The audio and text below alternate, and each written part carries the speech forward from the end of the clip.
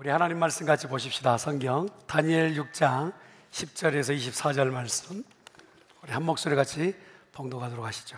함께 봉독하겠습니다. 시작. 다니엘이 이 조서에 왕의 도장이 찍힌 것을 알고도 자기 집에 돌아가서는 윗방에 올라가 예루살렘으로 향한 창문을 열고 전에 하던 대로 하루 3번씩 무릎을 꿇고 기도하며 그의 하나님께 감사하였더라. 그 무리들이 모여서 다니엘이 자기 하나님 앞에 기도하며 간구하는 것을 발견하고, 이에 그들이 나아가서 왕의 금령에 관하여 왕께 아뢰되, 왕이여, 왕이 이미 금령에 왕의 도장을 찍어서 이제부터 30일 동안에는 누구든지 왕 외에 어떤 신에게나 사람에게 구하면 사자굴에 던져 넣기로 하지 아니하였나이까 하니, 왕이 대답하여 이르되, 이 일이 확실하니 메대와 바사에 고치지 못하는 규례니라 하는지라. 그들이 왕 앞에서 말하여 이르되, 왕이여, 사로잡혀온 유다 자손 중에 다니엘이 왕과 왕의 도장이 찍힌 금령을 존중하지 아니하고 하루 3번씩 기도하나이다 하니, 왕이 이 말을 듣고 그로 말미암아 심히 근심하여 다니엘을 구원하려고 마음을 쓰며 그를 건져내려고 힘을 다하다가 해가 질 때에 이르렀더라. 그 무리들이 또 모여 왕에게로 나와서 왕께 말하되, 왕이여, 메대와 바사의 규례를 아시거니와 왕께서 세우신 금령과 법도는 고치지 못할 것이니이다 하니, 이에 왕이 명령하매 다니엘을 끌어다가 사자굴에 던져 넣는지라. 왕이 다니엘에게 이르되, 내가 항상 섬기는 너희 하나님이 너를 구원하시리라 하니라. 이에 돌을 굴려다가 굴 어기를 막음에 왕이 그의 도장과 귀족들의 도장으로 봉하였으니, 이는 다니엘에 대한 조치를 고치지 못하게 하려 함이었더라. 왕이 궁에 돌아가서는 밤이 새도록 금식하고 그 앞에 오락을 그치고 잠자기를 마다하니라. 이튿날에 왕이 새벽에 일어나 급히 사자굴로 가서 다니엘이 든 굴에 가까이 이르러서 슬피 소리질러 다니엘에게 묻되, 살아계시는 하나님의 종 다니엘아, 내가 항상 섬기는 내 하나님이 사자들에게서 능히 너를 구원하셨느냐 하니라. 다니엘이 왕에게 아뢰되, 왕이여, 원하건대 왕은 만수무강하옵소서. 나의 하나님이 이미 그의 천사를 보내어 사자들의 입을 봉하셨으므로 사자들이 나를 상해하지 못하였사오니, 이는 나의 무죄함이 그 앞에 명백함이오며, 또 왕이여, 나는 왕에게도 해를 끼치지 아니하였나이다 하니라. 왕이 심히 기뻐서 명하여 다니엘을 굴에서 올리라 하매, 그들이 다니엘을 굴에서 올린즉 그의 몸이 조금도 상하지 아니하였으니, 이는 그가 자기의 하나님을 믿음이었더라. 왕이 말하여 다니엘을 참소한 사람들을 끌어오게 하고 그들을 그들의 처자들과 함께 사자굴에 던져 넣게 하였더니, 그들이 굴 바닥에 닿기도 전에 사자들이 곧 그들을 움켜서 그 뼈까지도 부서뜨렸더라. 아멘. 할렐루야. 따라하겠습니다. 복음으로 살리고 키우고 고치는 중앙교회. 옆에 있는 분한테 이뻐지셨습니다. 좀 감동이 있게 한번 이뻐지셨다고. 좀 놀라셔야 되는데 그냥 본들만들 다시 한번 이뻐지셨습니다. 제가 여러분을 뵙기에도 이렇게 이쁜데 우리 하나님이 여러분 보셨을 때 얼마나 이쁠까 싶어요. 여러분, 다니엘 하면 어떤 게 먼저 생각나십니까? 다니엘의 이름과 함께 바로 그림이 연상되는 사자굴이 아니겠어요? 사자굴에 다니엘이 역대 대신들의 음모에 의해서 사자굴에 들어가게 된 내용이요. 한 입에 다니엘은 사라질 것 같은데 밤새고 그곳의 사자는 다니엘을 삼키지 못하고 그 이른 아침에 다시 몸이 상하지 않고 나온 이야기. 이것은 어려서부터 들었던 너무나 우리에게 감동적이고 하나님, 너무 멋지신 하나님이라는 생각을 하고 됩니다. 그래도 다니엘은 그런 큰 죄를 저지른 게 아니란 말입니다. 사자굴에 던져져서 한 입에 삼켜질 것 같은 하여튼 그런 극형을 받을 만한 죄악을 저지른 사람은 아니에요. 그리고 수모스럽고 수치스러운 그러한 이 형장에서 이슬로 사라질 그런 인물도 아니에요. 벌써 연배가 거의 90에 가까운 어르신이에요. 그런 다니엘에 대한 오늘 형벌은 어쩌면 우리에게 무엇인가 하나님께서 깊이 주고 싶으신 교훈이 있지 않은가 싶어요. 성경에 대한 본문의 이해가 조금 필요한데, 만약에 역사적 사실에 대해서 우리가 그냥 간과하고 지나가면 신화의 일종으로 끝이 나버려요. 근데 오늘 본문의 이야기는 역사가 배경이 되어 있단 말이죠. 기적이 분명히 있고 또 놀라운 일이 있지만 그게 신화나 그냥 있었던 이야기거리가 아니다. 바로 이 다니엘 시대는 바로 예수님 500년 전에 있었던 이야기고, 또 우리가 지금 살고 있는 이 시대부터 거슬러 올라가자면 거의 2500에서 2600년 전에 실존하였던 인물, 실제 있었던 사건이었다.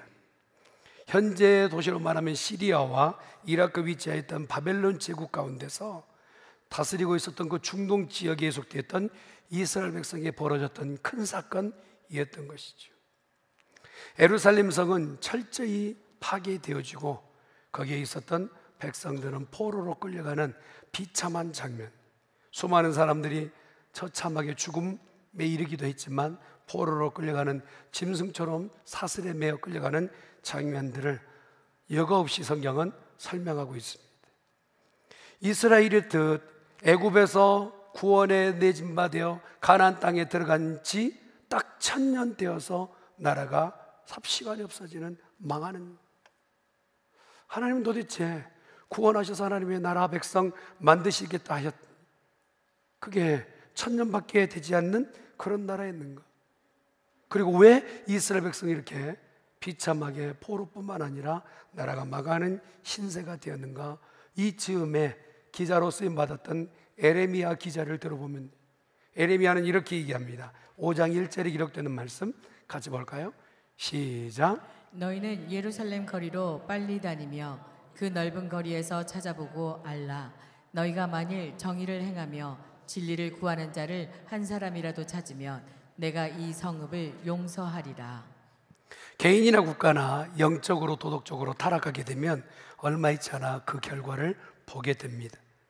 그렇다면 하나님의 백성들은 어쩌다가 이렇게 바벨론의 포로가 됐는지 분명한 사실은 하나님을 예배하라고, 하나님을 섬기라고 애굽에서 꺼냈는데 그들은 예배가 그들의 본업이 아니었어요. 그리고 그것을 기쁨으로 받지 않습니다. 그것으로 인해서 하나님께서는 마지막 이스라엘 백성이 바벨론에 망하는 장면을 보게 되죠. 자녀가 못된 짓을 하게 되면 버르장을 고쳐야 되겠다, 버르장머리를 고쳐야 되겠다 하고 매를 들기도 하고 또 벽을 보게끔 하기도 하죠. 근데 그 시간 내에 부모의 마음은 편한가? 그렇지 않아요. 이스라엘 백성과 함께 하셨던 하나님께서는 지금 바벨론에 같이 거하고 계시는데, 매를 맞고 울고 징징대고 있는 그 슬픔 가운데 있는 아이들의 그 소리와 함께 부모도 마음 졸이는 것은 사실은 매일반인 것처럼 하나님께서도 이스라엘 백성이 바벨론에 끌려가서 고통당하고 있는 그 모든 총각 가운데 함께하고 계신다는, 그러면서 들려주고 싶으신 메시지는 뭐냐? 이스라엘 백성을 여기까지 끌고 와서 자기가 주인 삼아서 내가 주인이다 라고 말하지만 진짜 주인은 바벨론이 아니라는, 이스라엘 백성을 망하게끔 하여서 정말 종처럼 부리고 있는 그가 역사와 권세를 쥐고 있는 주인이 아니라 여전히 살아계신 하나님이 인생의 주인이라는 거예요. 우리의 주인은 여호와 하나님이십니다.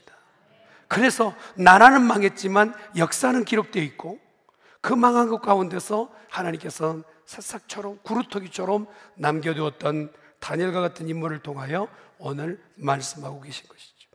다니엘서의 기적들은 노예 생활 가운데 절망 속에 하나님을 더욱더 굳건히 붙잡게끔 하시기 위한 하나님의 메시지인 것을 볼 수 있죠. 영적으로 볼 때 우리가 얼마나 자주 하나님을 등지고 사는지 몰라요.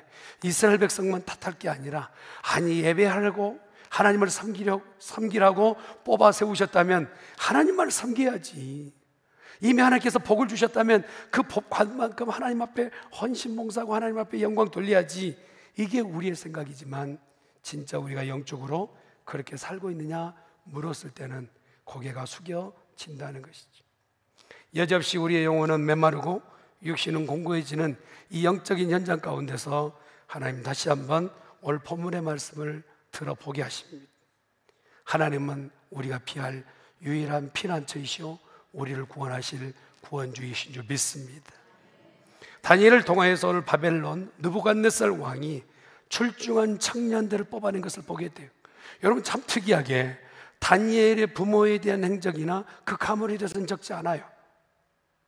부모들의 그 신앙은 어디 있었는지는 정확하게 적지 않습니다. 그러나 그들의 결과는 이미 포로되었든지 어디서 죽었든지 그렇게 된 거예요.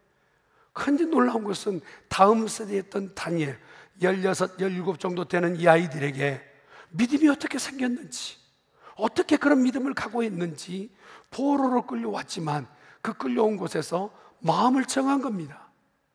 왕의 진상에서 내린 음식이라 할지라도 그걸 거절하고라도 나는 하나님 편을 선택하겠다라는 철부지 아이가 그냥 덧없이 내어놓은 그런 고백이라고 말하기는 너무 어려운 이 아이들의 신앙의 고백을 듣게 되는 것이죠.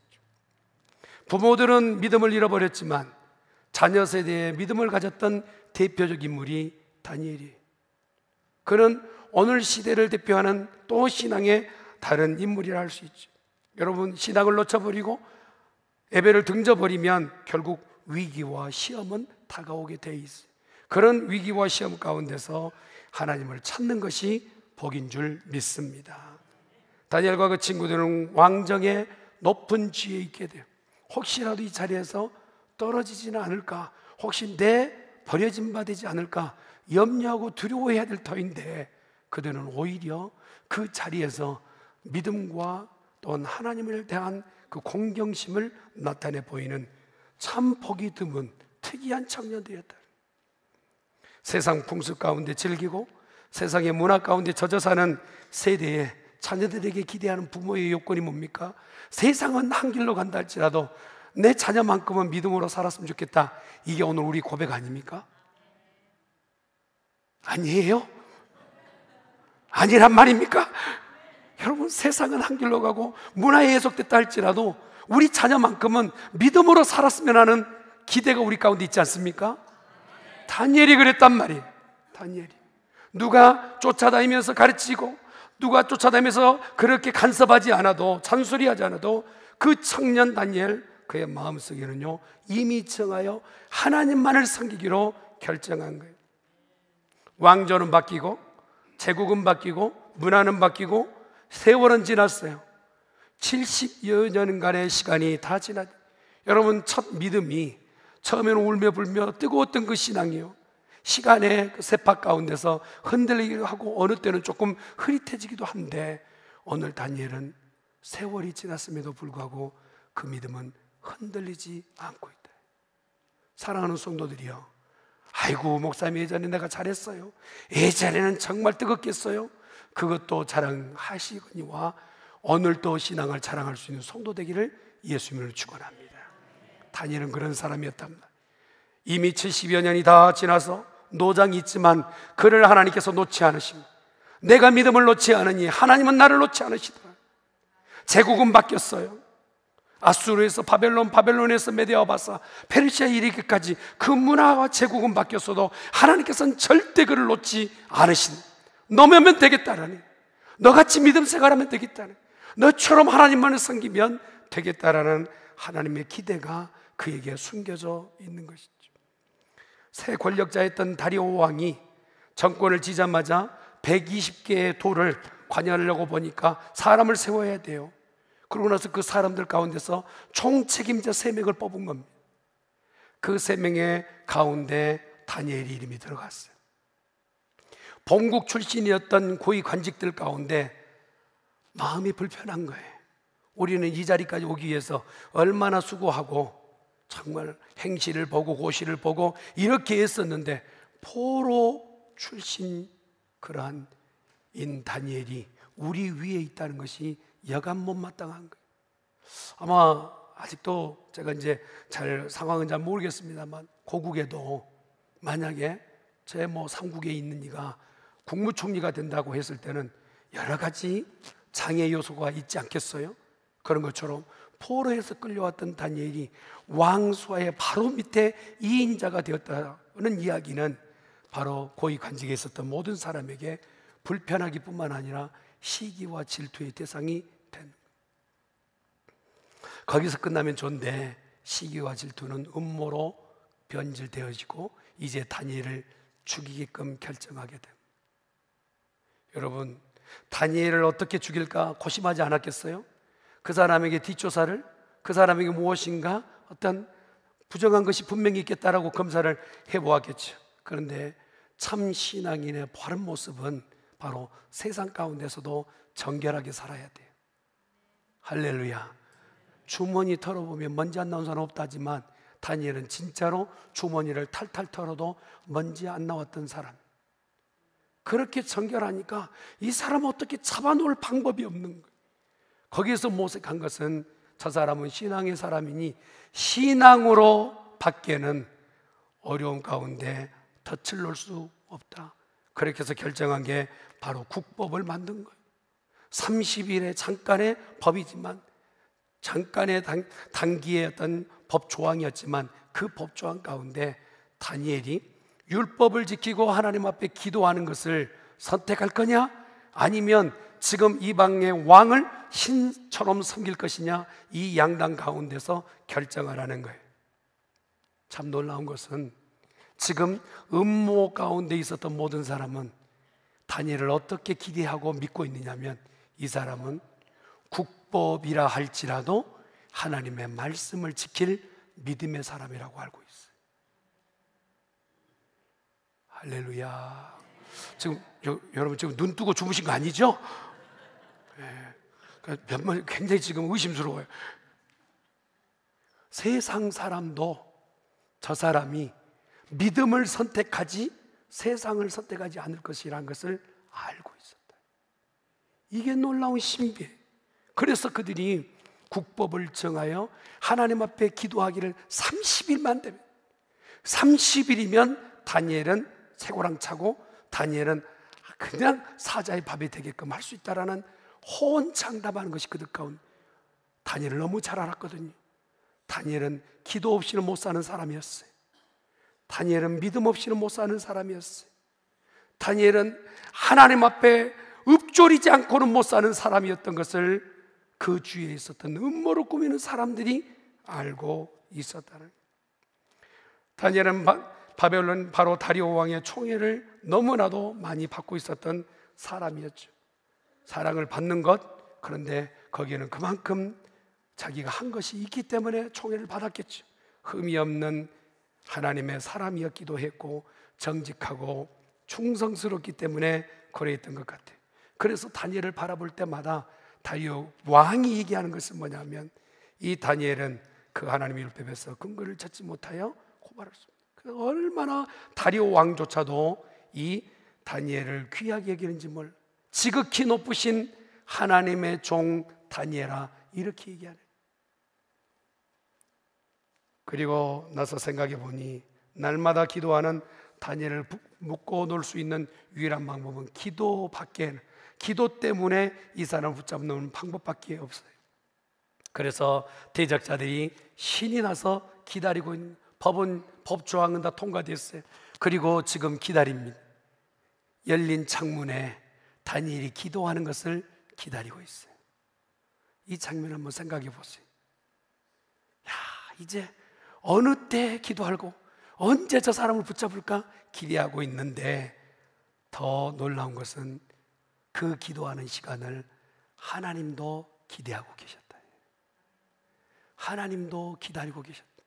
세상 모든 사람들이 하나님을 떠나고 하나님 앞에 기도하지 않는다 할지라도, 이 정도 국법으로 정하여서 기도하다 걸리면 사자굴에 던진다는 이 말을 듣고도 기도하는 사람이 누굴까 하여 내 사람, 내 믿음의 사람 다니엘을 기도하는가 하여 기다리고 계시는 분은 그에게 음모를 꾸면서 대적자일 뿐만 아니라 하나님도 그의 기도를 기다리고 계셨다라는. 정치적 음모로만 보는 것이 아니라 하나님 앞에 오늘 기도하였던 다니엘의 모습은 영적인 신앙인의 모습으로 보아야 되는 것이지. 오늘날에도 얼마나 많은 도전이 많습니까? 믿는 사람에게 기도가 응당 필요하다고 말하고 그렇게 가르침을 받지만 기도하는 사람 찾기가 쉽지 않아요. 너무 어려운 시대가 돼가고 있어요. 정말 주님이 마지막 당부하실 때 기도해라, 기도하자 하셨음에도 불구하고 그것이 내 귀에는, 내 신앙의 생활에는 접목되지 않는 그런 모습이 오늘 우리 가운데 있다. 그래서 오늘 다니엘이 읽었던 말씀 가운데 10절의 말씀을 이렇게 내놓습니다. 이 음모를 알고도 다니엘이 얘기를 이렇게 합니다. 시작. 다니엘이 이 조서에 왕의 도장이 찍힌 것을 알고도 자기 집에 돌아가서는 윗방에 올라가 예루살렘으로 향한 창문을 열고 전에 하던 대로 하루 3번씩 무릎을 꿇고 기도하며 그의 하나님께 감사하였더라. 왕이 아닌 다른 존재에게 기도하면 사자굴에 던져진다는 사실을 왜 몰라요? 다니엘이 가장 높은 자리에 있기 때문에 알고 있죠. 그럼에도 불구하고 멈추지 않았던 그의 기도, 그에게는 무엇이 있었을까요? 창문 밖에서는 음모를 꾸미며 대적자가 기다리고 있다면 눈에 보이지 않는 곳에서는 하나님께서 응답하시려고 준비하고 계신 그 기다림, 이 양단간의 기다림 가운데서 더 크게 보았던 것은 다니엘은 하나님의 그 보호하심과 지키심을 의지했던 것이지. 여러분, 우리가 한번 생각해 보잔 말이에요. 기도가 뭐 그렇게 중요하냐고, 기도하는 게 뭐길래 그렇게 목숨까지 내놓냐고. 조금 한 발 뒤로 물러서서 아니 나중에 하죠 라고 할 수 있잖아요. 아니면 우리가 옵션을 들잔 말이에요. 옵션 중에 여러 가지 옵션을 들 수 있잖아요. 창문을 닫아놓고 기도한다든지. 아니 창문 닫고 기도한다고 해서 누가 뭐라고 하냐고요. 30일 이후에 기도하면 아니 조금 지금은 하나님 상황이 이러니까 내가 나중에 할게요 라고 해도 되잖아요. 고리타분하게 왜 그래야만 되느냐 말이에요.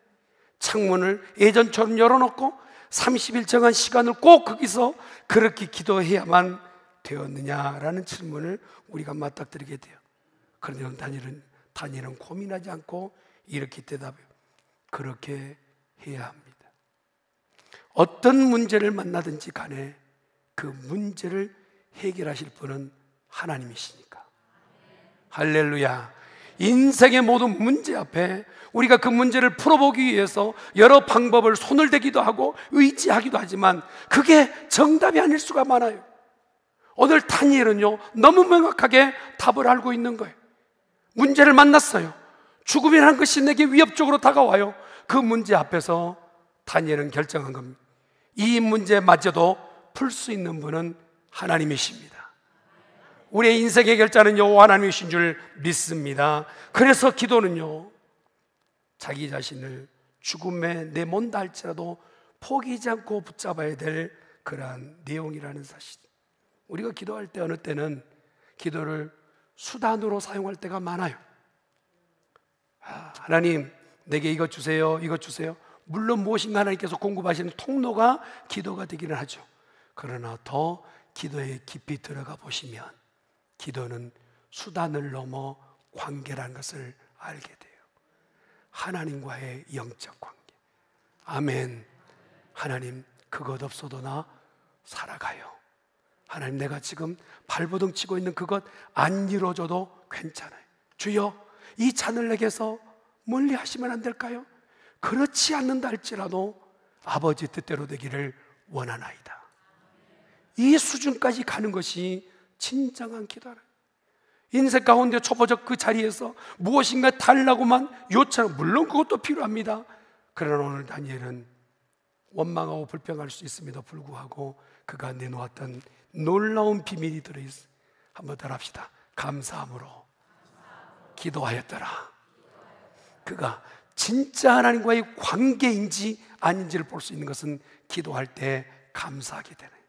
저는 우리 중학교 성도들이 기도할 때마다 먼저 감사가 나오기를 예수님의 이름으로 축원합니다. 할렐루야. 제가 앞 구절을 말씀드리면 여러분 감사합니다 이렇게 하세요. 지금 가정이 어려워도, 사업이 조금 힘들어도, 자녀가 속썩여도, 교회가 부흥이 조금 더디어도, 할렐루야. 감사합니다. 여러분, 하나님은 조금 내가 어렵다고 형편이 여의치 않다고 떠나가신 분이 아니라 그 시간에도 그곳에서 나를 지키시고 보호하신 줄 믿습니다. 하나님과의 관계란 말이에요. 오늘 다니엘은요, 창문을 열고 30일 동안 기도한 것 내 보이려고 하는 기도가 아니에요. 하나님, 죽음이 내게 도래하고 어려움이 내게 도래한다 할지라도 나는 포기할 수 없는 것은 하나님과 나와의 관계인 줄 믿습니다. 현재 상황을 보면 특별히 하나님 앞에 감사할 내용이 하나도 없어요. 왜 열심히 믿다가 이런 꼴을 당하였지? 내가 굳이 이렇게 열심히 하다가 이런 수모를 당하나 할 수 있을 거예요. 그런 상황 가운데서 다니엘은 놓지 않고 하나님 앞에 감사하게 되는 것이죠. 진정한 기도의 끝은 감사요, 시작도 감사해야 될 줄 믿습니다. 하나님 생각해 보면 감사해요. 다니엘, 나라가 망하여 포로로 끌려가고 부모 친척이 다 죽는 꼴을 보았어요. 그때 살리신 분이 하나님이셨어요. 이방의 땅에 포로로 끌려와 짐승처럼 다림을 다행해야 됨에도 불구하고 궁전에서 궁궐의 선지자로 뽑아 세우셔서 이 자리에 있게끔 하신 것도 하나님이세요. 그리고 앞으로도 하나님께서 나를 외면치 않으시고 버리지 않으실 것을 믿으니 감사하더라는 거예요. 하나님께서 원하시는 기도는 하나님과의 관계를 귀하게 여기시고 늘 감사하기를 원하고 계신다. 우리가 하나님 앞에 기도할 수 있는 것만으로도 감사할 수 있기를 예수님 축원합니다. 감사할 수 있는 기도, 기도할 수 있는 감사. 여러분, 그래서 빌립보서 4장 6절엔 이렇게 우리에게 권면해요. 같이 볼까요? 시작. 아무것도 염려하지 말고 다만 모든 일에 기도와 간구로 너희 구할 것을 감사함으로 하나님께 아뢰라. 예배당에 들어오신 분들 이렇게 표정을 제가 간혹 봐요. 그러면서 어떤 분은 해같이 밝게 들어오신 분이 계세요. 참 좋은 일 있구나. 근데 나중에 신방에 보면 기가 차고 맥이 차고 순사가 칼을 차고 거지가 깡통 차는 신세. 그런데도 불구하고 그의 얼굴빛은 환해. 물어보는 거예요. 어쩌자고 이렇게 얼굴이 환하십니까? 하나님께 있거든요. 내 인생 하나님께 있거든요. 할렐루야. 그런데 제가 찬양 시작하기 전에 좀 표정이 무섭다고 그랬잖아요. 여러분, 우리의 모든 심사를 하나님 앞에 아뢰시길 바랍니다. 빌립보 기자가 아무것도 염려하지 마라. 아니, 바보 아니에요? 염려할 것은 염려해야지. 염려한다고 내 머리가 한치라도 자라고 키가 자랄 수 있겠어? 이 모든 문제 해결자는 여호와 하나님이신 줄 믿습니다. 그러면서 오늘 세상을 향하여서 문을 열라고 하신 통로가 뭐냐면 네가 그리스도인 것을 보이라는 거예요. 간혹 식당에 가서 우리가 기도하려 치면 어떤 분은 분명히 저분은 기독교인이지 않은데 기도할 때요, 이러신 분들이 계세요. 뭐 저는 물건이 떨어진 줄 알았어요. 근데 기도 안 하기는 그렇고 또 하나님 앞에 기도를 해야 되겠고, 그래서 잠깐 숙였다 일어나는, 우리가 그리스도인 것을 세상에 보이는 통로가 필요해요. 여러분은 하나님의 사람이십니까? 여러분이 세상 가운데 비춰질 창문이 닫혀 있다면 여십시오. 그리고 나를 통하여 하나님이 일하시는 것을 보일 수 있기를 예수님 축원합니다. 하나님은 내 삶 가운데 개입하시고 나와 함께 하신다는 것을 세상에 보일 정도라면 그는 진짜 믿음의 사람인 줄 믿습니다. 하나님은 이것에 애달하시는 거예요. 몰래 숨어서, 정말 숨어서 연애하듯이 섬길 만한 그런 우상단지와 같은 신이냔 말이에요. 우리가 믿는 하나님은 숨겨두고 어디 그냥 이불 속에 숨겨둘 그런 우상단지 같은 분이냐? 아니면 만천하에 알리며 그분이 위대하시며 천지만물의 주제이시고 그분이 우리의 인생의 주인이라고 밝히 말할 뿐인가? 하나님 오늘 우리에게 선택하라 말씀하세요. 하나님 우리의 인생의 창을 열어 보여드릴 만한, 영광해 드릴 만한 크고 위대하신 분인 줄 믿습니다. 우리에게 하나님은 이런 창문을 열기를 원하세요. 그래서 마태복음 18장 19절에서 20절 말씀이요, 시작. 진실로 다시 너희에게 이르노니 너희 중에 두 사람이 땅에서 합심하여 무엇이든지 구하면 하늘에 계신 내 아버지께서 그들을 위하여 이루게 하시리라. 두세 사람이 내 이름으로 모인 곳에는 나도 그들 중에 있느니라. 초대교회의 특징 중에 하나가 둘이만 모여도 기도해요. 합심해서 기도해요. 연합해서 기도해요. 그러니까 하나님께서 그 가운데 부흥 주시고 능력 주시고 기적 주시고 놀라운 일이 해결되는 것을 보게. 그러니 교회 공동체 밖에 있었던 사람들이 그 공동체 안에 조인하기 위해서 발버둥을 치는 거예요.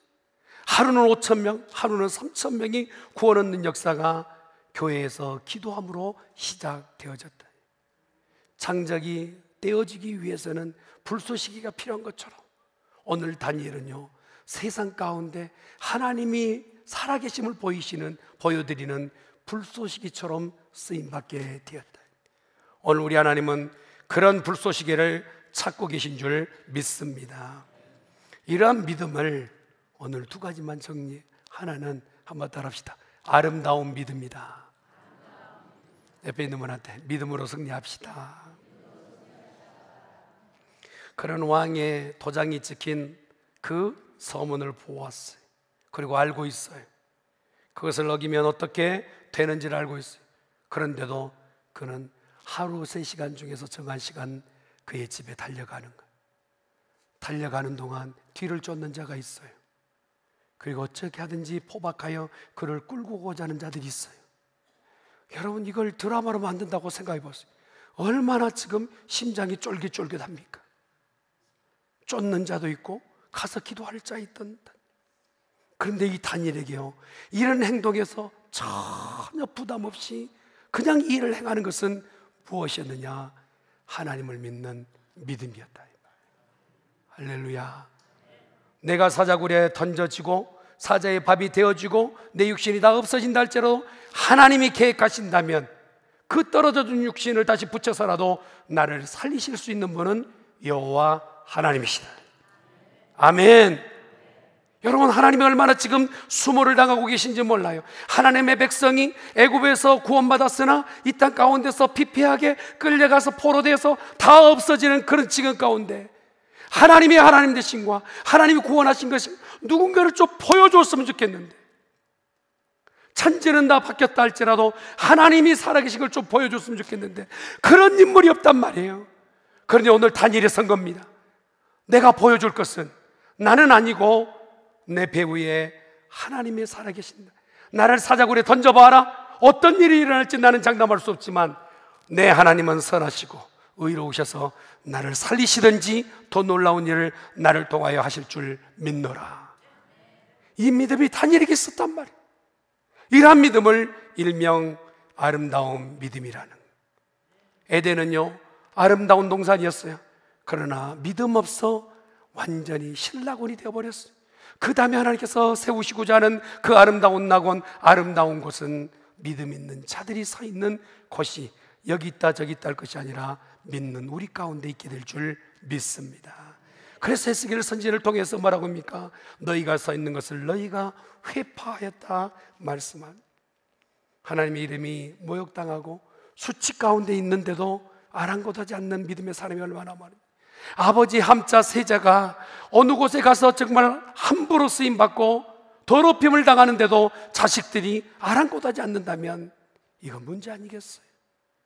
하나님의 사람이 하나님의 이름이 영광받지 못하고 있다면 그곳에 가서 하나님을 높이는 자리에서는 우리 중앙의 가족이 돼야 될 줄 믿습니다. 하나님을 주인으로 모신 사람은요, 결코 하나님께서 초라한 자리에 두지 않으세요. 하나님의 영광을 높이기를 원하는 그 마음의 결정 있는 사람은요, 하나님은 언제나 존귀한 자리에 세우신 줄 믿습니다. 다윗은 여호와의 이름 한자 때문에 골리앗 앞에 달려갑니다. 그가 한 대 맞아 쓰러져 죽었습니까? 아니요. 여호와 이름을 붙잡고 나갔던 다윗은 골리앗을 무너뜨릴 뿐만 아니라 후대 가운데 다윗의 이름은 총깃케 되어져. 오늘 하나님의 이름을 더 높이는 중앙의 성도들 되기를 간절히 축원합니다. 그의 믿음을 보잔 말, 브라이턴이라는 사람이 그렸던 다니엘이 사자굴에 들어있었던 그 그림을 여러분 혹시 보셨을까요? 혹시 다니엘이 그렇게 괜한 결정이, 괜한 얘기했어, 괜히 내가 그냥 잘난 척하다가 이 사자굴에 들어왔어, 그런 표정이든가요? 저는요, 그 그림의 표정을 통하여서 노종이지만 두려울 것이 없고 염려가 없는 표정을 보아요. 사자라 할지라도 죽음이라 할지라도 어찌해 보지 못하는 그 믿음, 우리에게 지금 필요한 줄 믿습니다. 사랑하는 성도들에게 이 아름다운 믿음이 있기를 간절히 축원합니다. 아멘. 두 번째, 우리가 한번 따라합시다. 기도의 사람이었다. 여러분, 우리가 오늘 본문에 기록되는 말씀을 보니까 다니엘만큼 바쁘고 분주한 사람이 없어요. 성도들에게 기도합시다 그러면 이유도 많고 핑계도 많고, 정말 나라 혼자 다 살림 앓고 있는 것 같아요. 진짜 나라 살림은 누가 있느냐? 다니엘이었어요. 다니엘보다 더 바쁜 사람 없었어요. 그럼에도 불구하고 그는 그 바쁜 여정 가운데서도 하나님 앞에 기도하는 것을 놓지 않았다. 아이고, 나이가 이만큼 들었는데 그의 나이는 90의 연줄에 있었어요.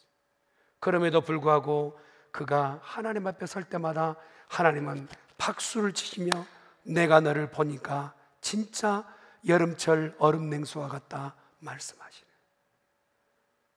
힘겹고 어려운 인생을 사는 우리의 연 가운데 하나님을 더 붙잡고 믿음으로 승리하는 우리 모두가 되기를 간절히 축원합니다. 히브리서 4장 16절 말씀 보세요. 히브리서 4장 시작. 그러므로 우리는 긍휼하심을 받고 때를 따라 돕는 은혜를 얻기 위하여 은혜의 보좌 앞에 담대히 나아갈 것이니라. 이 세상 어떤 이도 하나님 도움 없어도 괜찮아요 라고 말할 사람이 어디 있습니까? 여러분, 숨 쉬는 일까지도 하나님 우리를 도와야 될 줄 믿습니다. 그래서 오늘 말하잖아요. 너희를 돕는 하나님 앞에 나와 도움을 구하고 기도하라고 말씀하세요. 모든 문제가 하나님이 도와주셔야 될 줄 믿습니다. 그래서 이 도움을 받기 위하여 주의 보좌 앞에 달려나가는 성도여야 될 줄 믿습니다. 말씀을 마무리 짓게요. 혹시 여러분, 우리 신앙에 어려운 문제들을 만났습니까? 신앙 어려운 문제들 만났다면 여러분, 닫혀 있었던 그 문들을 여시기를 간절히 축원합니다. 예수님은 부활하셔서 제자들을 찾아왔지만 부활을 보았어도 그들은 문을 꼭꼭 걸어 잠궈두고 문 하나 열지 않았어요. 그러나 그들이 성령 충만하고 그들 마음속에 사명받아서 닫혔던 문을 열 뿐만 아니라 모든 사람이 그 문으로 들어오게끔 개방하여 많은 사람이 구원 얻게 되었어요. 우리 중앙교회 이제 기도의 문을 여십시다. 찬양의 문을 여십시다. 예배의 문을 여십시다.